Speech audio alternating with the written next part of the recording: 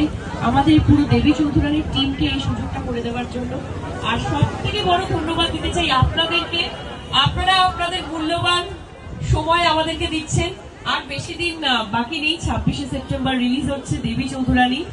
আর আমি অবশ্যই বলবো খুব ভালো লেগেছে আপনাদের টিম থেকে, শান্তিসংঘ যে ক্লাব থেকে আমার আর বুকবাদার কাট আউট গুলো রাস্তা দিয়ে দেখছি, বেশ ভালো লাগছে, মনটা খুব খুশি হয়ে গেছে। তো এটাই বলবো যে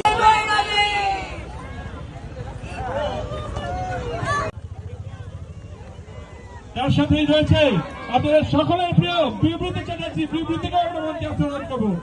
খুব জোরে হাততালি হয়ে যাক দর্শনা বিবৃতির জন্য।